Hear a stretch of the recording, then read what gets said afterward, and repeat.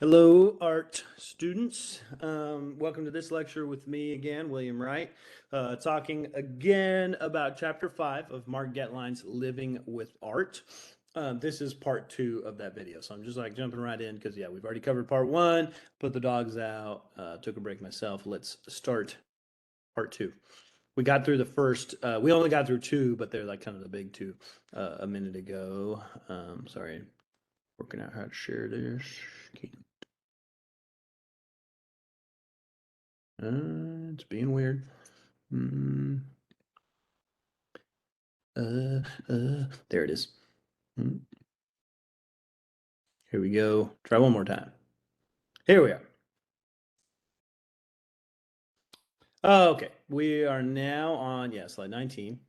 And you can see these slides. So we were in the midst, we were kind of finishing talking about balance, and I just wanted to kind of close out with some bigger concepts around how artists intentionally use balance. They manipulate balance to create like a particular viewpoint or a particular like message. Sorry.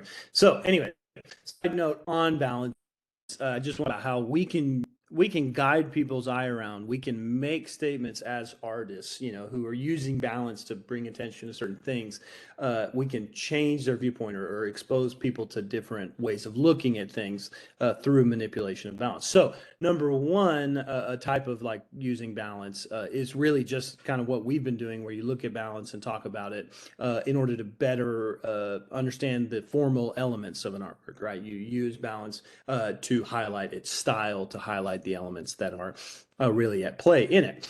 But we also have, of course, what we talked about before, iconography, using balance to highlight or show people artwork subject matter and its meaning. So tell a story, and you can use things that have cultural currency, like symbols that certain people will know or everyone will know, and a symbol means a certain thing. Like obviously, if there was a cross in this image, that would mean something to certain people. Now that's not here, but yeah, we have different symbols that can be in there. There's also psychoanalysis, so looking at the relationship between the creator and the creation. So really, in the early 20th century, a lot of like Cubism and post-impressionism specifically, Fauvism, these things, they used expressionism to talk about like their relationship of men and women, the relationship towards their parents, their relationships to sexuality and things like that, and they use their art to kind of expose psychological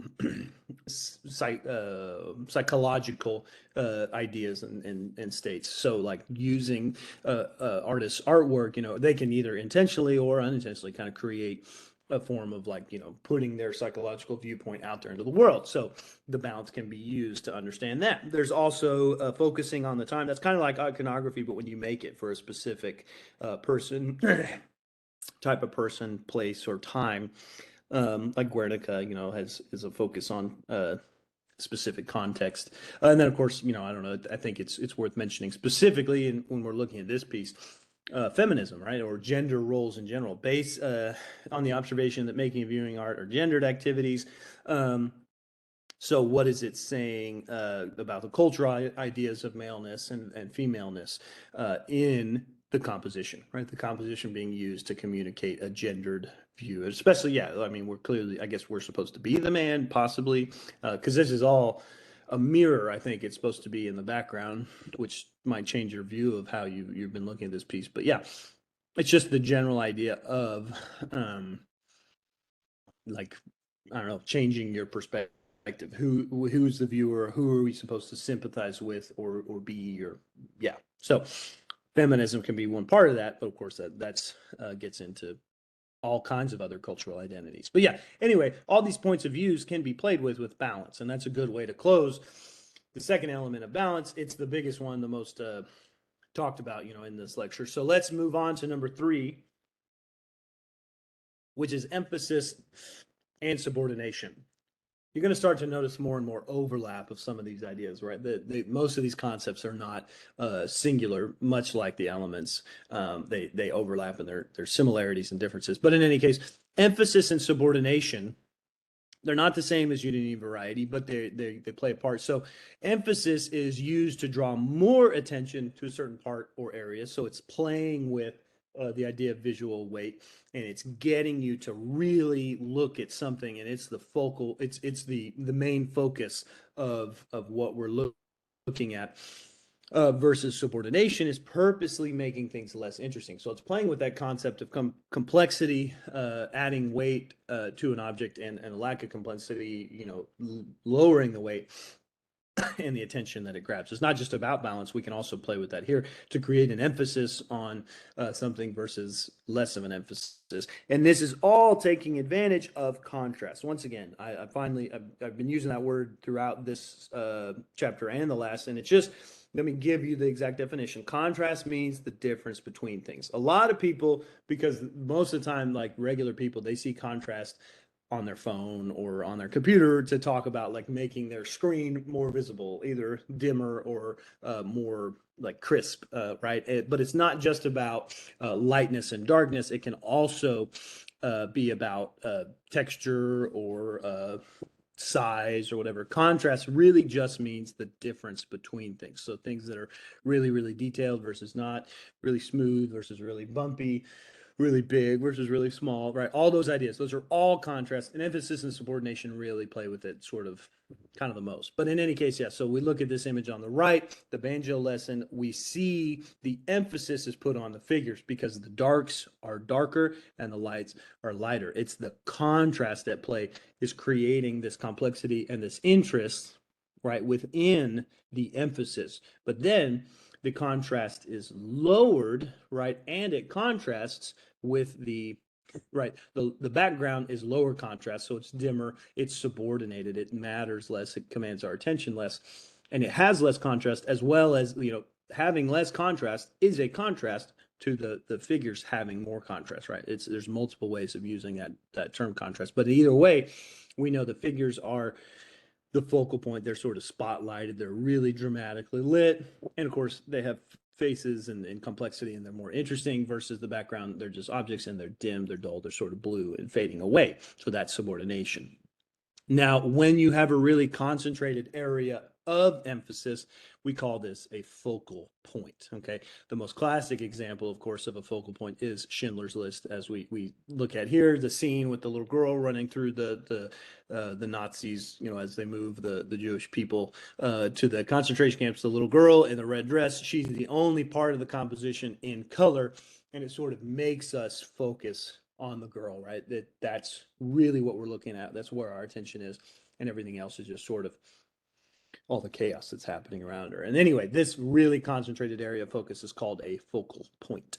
Okay, but yeah, let's talk about emphasis and subordination here in Gustav Klimt's, right? I wouldn't necessarily say that there's a specific focal point. If you would say there's a focal point, maybe the face, again, because there's just so much pattern and everything flattening out the other parts. The most detailed part is actually the face. So you could say that's a focal point.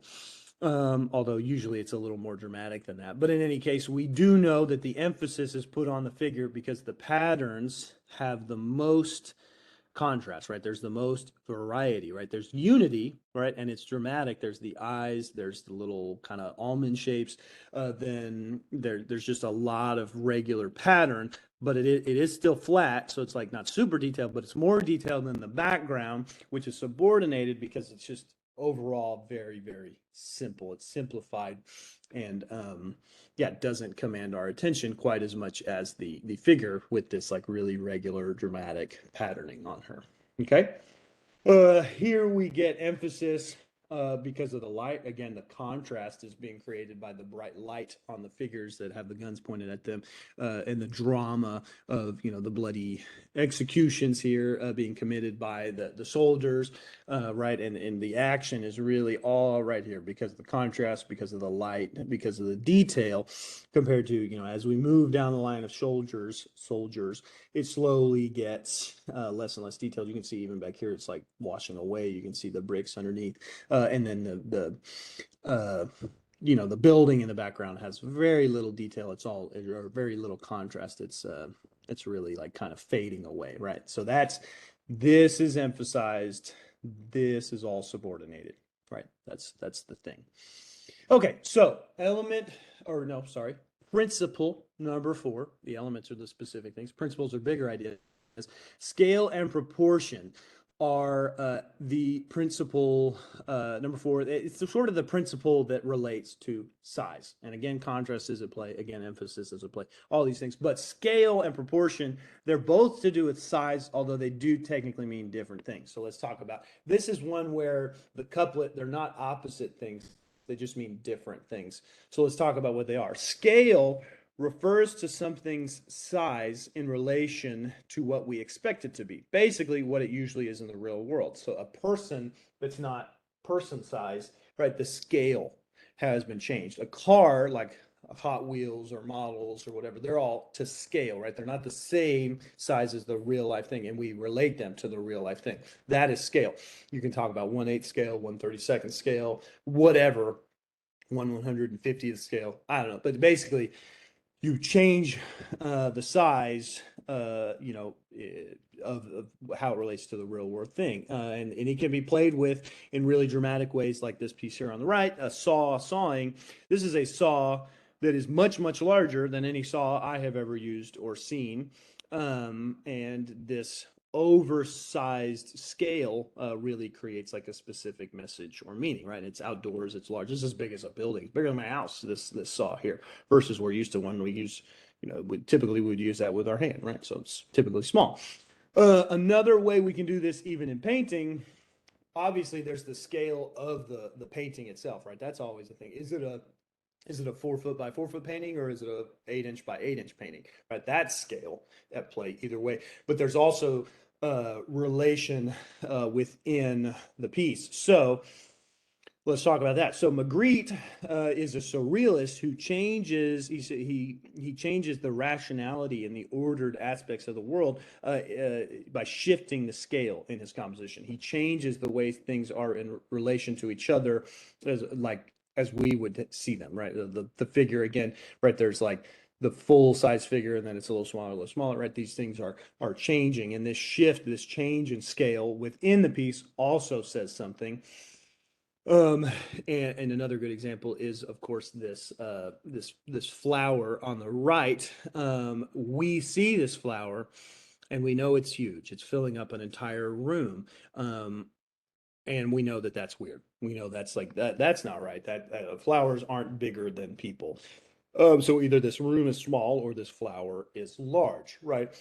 Now, that's a shift in scale, right? Because we're saying like rooms, people, flowers, right? We're comparing those things. That's all scale. But I will tell you, that's going to lead me into proportion in terms of how it relates to, like, proportion is why we see that this is bigger. And I'm asking, like, so think about, like, why do we know this rose is big?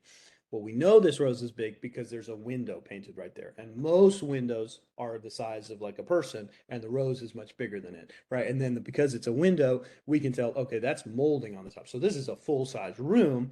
And the flowers, because what if we knew this painting, right? Even right now, when you're looking at it, this painting is teeny tiny, right? It's just a few inches big because it's on a computer screen. Uh, Technically, the scale could be adjusted because it could be a huge painting, it could be a little handheld painting, right? Or again, it could be on your computer screen, whatever. But at the end of the day, that's all scale. But the way that things relate to each other within the piece, that's proportion. And that tells us that the scale has changed, right? So this is where they kind of overlap as the same principle. The proportional differences create the scale idea, the scale change. So let's talk about, what does that mean, proportion? Proportion refers to how something relates, objects relate to each other within a whole or perceived unit, as in within an art piece or a composition. So within a drawing, the way that two people relate is the proportion, right? We're not talking about scale because that's how it would relate to you. We're talking about how they relate to each other in the painting. So this can be used in a lot of different ways. It can obviously be used to show, just different size people, but there's also different size buildings or different size cars, right? There's all of that, but there's also the idea that it shows us depth as well. So we know in this piece, these dancers are very small and these dancers are very big. And in particular, because of the lines and the other parts of perspective that are at play here, we know there's depth. We know that these dancers are farther away. So proportion is being used to display space, right? And that can always be a thing, right? So that's proportion, and it's all proportion is within itself. Scale is in relation to you. Okay. Now, talking about proportion, we should mention that ancient Egyptians developed a fixed set of proportions that they said were correct or perfect. Now, of course, we know that they weren't exactly right, but they were trying their best. They were trying to mathematically better understand human proportion. And this is not an isolated idea. The Egyptians are a good example, something we can point to, right? And they have all these mathematical breakdowns that we can see they're trying to figure it out. But many cultures did this. The Greeks, the Romans, and later the Renaissance artists are really the ones that nailed it down to a degree that we really consider like the most naturalistic. But many cultures were already playing with this throughout history. So, and plus, there may be a culture I want to reemphasize here, and it's something I'll say in the art history sections. But there may be a culture that did way better than the Greeks and Romans in relation to this idea, but they made it out of hay or something, right? Or some sort of wax that melted away. We don't know, right? There may be some loss, or maybe the Greeks and Romans came along and were like, we don't want people to think those people are smarter, so let's just take care of all their art. And there may have been somebody who did it better than the Greeks and Romans, but we don't really know. So as far as we know, the knowledge that we have, the Greeks and Romans sort of hit the pinnacle, and it was really re-emphasized during the Renaissance. So the Ninja Turtles, Da Vinci, Michelangelo, all those guys played off of human proportion and really helped us better understand it, right? The Renaissance was really about mathematical and scientific breakdowns of creation of design and art. So proportion is one of those things, the way that things relate to each other, like on the human body, that we can make them in proportion to each other, and that gives us a naturalistic idea of what the human body should look like in an artwork. So Vitruvius was actually a Roman architect in the first century, not first century BCE. BCE is the term we use for just BC sometimes in history, because we're trying to remove the sort of Christianized calendar idea of like BC AD. So we have BCE and CE before Common Era and Common Era, but they basically mean the same thing as BC and AD. But in any case, BC, first century BC, Vitruvius related the perfect male form to the perfect geometry of a square and a circle. Right, so when a man stands straight up and puts his arms out, it's like a circle. When he spreads his legs and arms, it creates, or no, straight out, it's a square. When he just kind of splays out, it becomes like circular, right? And he's trying to relate these ideas of the perfect geometry to the perfect proportions of a male being depicted in art. We see Leonardo translating this to the Vitruvian man. Leonardo da Vinci, yes, sort of breaking it down, connecting it. He recreated like a diagram of Vitruvian proportion. Okay, but Michelangelo is another version of that. Michelangelo's David is another kind of take on that. But essentially, we did figure out not only how we could kind of get more accurate and find out, like, okay, if a person's head is this big, then the arms are this long and the legs are this long and the body's this long, all that stuff. But we could also say, well, if we want him to look like this, we could change that. So essentially, as the Renaissance artists started playing with proportion, they learned how to make it look real, right? So that's what we might call normal, or like the academic proportions, which is 7.5 heads. That's used in most schools. It's a rather kind of square, squat, like it says, rather dumpy version of the human's proportions, but it is fairly accurate, right? So that's saying the head, whatever the head is, the full body is going to be 7.5 times that, right? And the width is going to be twice that. The arms are going to be, what is that, 3.5 that, right? All that sort of stuff is worked out. But then even as early as like Greek, Roman, and Renaissance times, much later, we did understand that we could change that, right? So we have idealistic proportions, which is the body being 8 heads tall, right? So a lot of artists actually use this, and sometimes some figures, this is more accurate, right? So this is like a more idealized, but also kind of very commonly used set of proportions. And it's just the same thing that whatever the head is, the body is actually a full 8 times that, right? And the width is actually 2 1/3 times the size of the head. So it's using the head as this proportion. Now, I do often say in my drawing classes, it doesn't always have to be the head, because if something's foreshortened or a person is turned or very, in a different angle, these proportions all change, right? And you have to recreate. But at the end of the day, the general idea of proportion can be sort of regulated in these ways. But we've also got, in fashion, they do 8 1/2 heads, because that creates this really elongated sort of lanky figure that becomes like really good for showing off clothes, I guess. And then there's the heroic version, which is 9 heads tall. So that's like a tiny head and a great big body that shows like lots of bulk, and I guess, like I said, like heroism there. And it's used a lot in sculpture.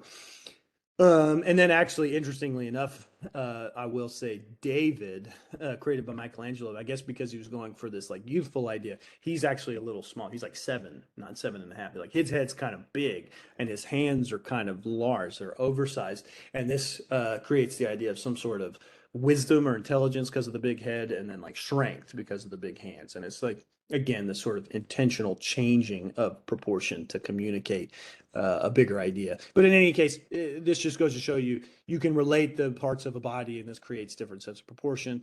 There's also, going away from a single human body into multiple human bodies, you can create a sense of what we call hierarchical scale, or hierarchy of scale. Same idea, but it's funny because it refers to the use of scale, but it's actually proportion, because it's in relation in the object. But in any case, relative importance is changed by changing the size of a person. The more important figures are represented larger than the less important figures. So a king or a pharaoh, or a mystical figure, it's just going to be portrayed as larger. And it's not that they're closer to us, it's actually that they're just more important to us, right? And that's hierarchical scale.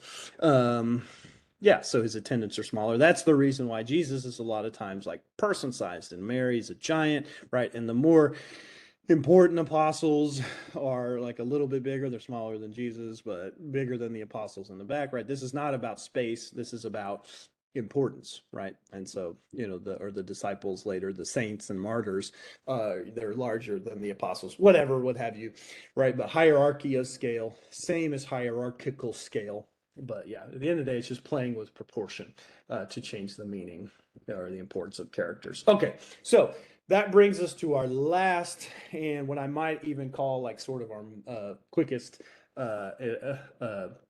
principle that sort of brings all the rest together. So rhythm refers to a continuance, a flow, or a sense of movement achieved by the repetition of regulated visual units with measured accents. So it actually is repeating the same thing over and over again, but a little bit different. It's the unity of repeating something and the variety of changing it just ever so slightly to create a sense of rhythm. So it's like a drummer, drumming the beat, but every once in a while hitting like a instead of a something like that. I don't know. But essentially, right, the rhythm is created by the repetition of a motif, and it creates an idea of movement, but it can also play with importance. It creates emphasis. The whole, like I already said, it kind of ties back to unity and variety, because the repeating of something is unity. The little bit of differences that create the rhythm are variety. It can change balance, right? Because the repeating of something can create visual weight. It can create emphasis, right? Because something being there a bunch of times changes its importance, especially if we change the scale of the repeating rhythm, it's going to create, a different sense of emphasis. But it just changes composition in general. It's this big overarching idea. I did notice in the first slide, I just call it rhythm, but you can't have rhythm without repetition. So it's another sort of couplet. It's repeating the same thing over and over again. And it's the thing that, again, like to me, ties all of the other ones together. But it can guide you towards something, right? Like I always look at this Westminster Abbey piece and I think about how the repeating of the tops and bottoms of these like big throne things, or the pillars or the ceiling, all that, it's repeating so that we make sure we're looking towards the altar, right? Or also to just show you again, like over and over again, how big, how massive this is, right? It's creating all of these sort of different forms of emphasis and balance or composition in general, right? So here we see Jasper Johns, the rhythm of the repeating motif of the number, but that a little bit of change, that little bit of variety of the different numbers, the different way the colors applied, all that sort of stuff. Keith Haring, repeating the lines. And sort of again leading our eye around. Each person is like a little bit different, and actually the way they're falling or moving is creating a change in rhythms or of balance. Sorry if I keep putting my hand in front of my mouth. Hope that's not changing things, but in any case, he's just using line. It's got the unity too of all being like the same size line or same thickness of line, but then the repetition of that's unity, and then it's repeating the form, but the variety and the different shapes of the forms, right? Here we have different lengths of line, different patterns of line, but it's all repetition of the same thickness of line once again. And general motifs we have here an earthwork created by Maya Lin, arranged in 7 rows over 11 acres of land, 12 to 18 foot hills that are just repeating this motif and sort of guiding us and moving us across this field. And again, sort of mimicking the hills in the background, mimicking the tops of the trees, the repetition of nature recreated in the repetition created by the artists here, right? It's all emphasis. Here we have it's a little bit less regular repetition, so we don't really have like pattern, like this. Keith Haring creates pattern as well as repetition, right? And you can't have pattern without repetition, so that's yet again a way it bridges with the elements.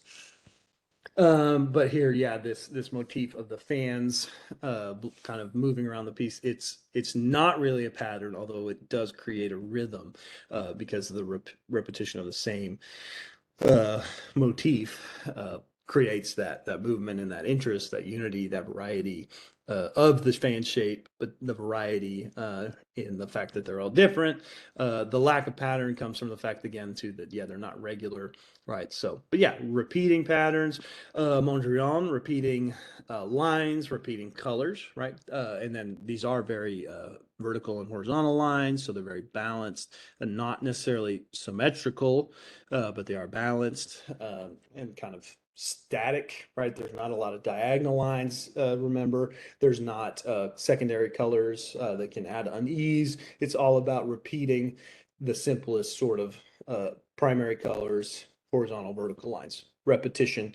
And this one doesn't even really create rhythm as much as it creates repetition. I mean, there is rhythm in the little dots, but yep, just repeating the motif. Architecture often does this. I already showed Westminster Abbey, but to re-emphasize it here, St. Andrea in Mantua, that is sort of it's really emphasizing the fact that this is arched, right? This repetition of the square in the ceiling. It's actually a coffered ceiling. I think it actually might not even be a truly coffered ceiling. They're actually just painted. Although the front, they look to be actually coffered, which is like kind of incised in.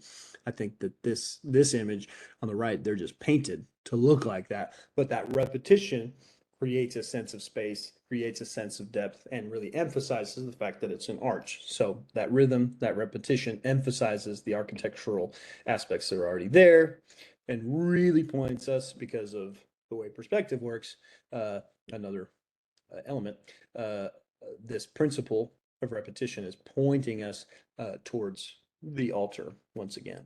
Okay, so that's the 5-ish principles. I say 5-ish because of the couplets, but yeah, unity, variety, balance, emphasis, subordination, scale and proportion, rhythm and repetition. There's our 5. I would ask you again last time, take a look at this, hit pause, and ask yourself, like, where is this used? Where is this used? Like, where is line in this image by Picasso? Where is shape and mass? How does value change it? What, obviously we know the colors, but what color schemes are there? Is there pattern? Is there space, right? Where is there not pattern? Where is there not space? And then all those things can also be used to talk about what's unified, what's different. Is there balance? What kind of balance?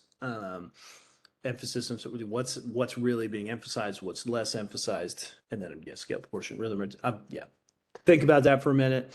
And then, of course, I'll walk through. Yeah, of course, there's lots of line because there's lots of pattern, and the pattern does tend to flatten things. And yet, simply because of the contours, right, and the direction, a little bit of change in line weight, these figures are very outlined, which again also flattens them in addition to the pattern. But there is enough overlap to show some space, and that this person is looking into the mirror, and that mirror creates a sense of balance. Now, I would say it's relieved symmetry. It's very similar, so I would say it's almost symmetrical. I don't know, it might be asymmetrical. They're pretty different on each side, but we know that it is balanced because of the way that the figure is displayed, although there is variety in it. Unity in the types of patterns and the shapes, but variety in the different colors and values inherent to them. And then, of course, if there's pattern, there's definitely rhythm and repetition. Blah, blah, blah. Break it down. Think about it for yourself. And that covers all of our rhythm, or all of our principles of design. Yeah, so that's chapter 5. We did chapter 4 last week, and I hope you enjoyed it. Let me know if you have any questions about chapter 5. Look for assignments related to it, and let me know if you have questions. Thanks.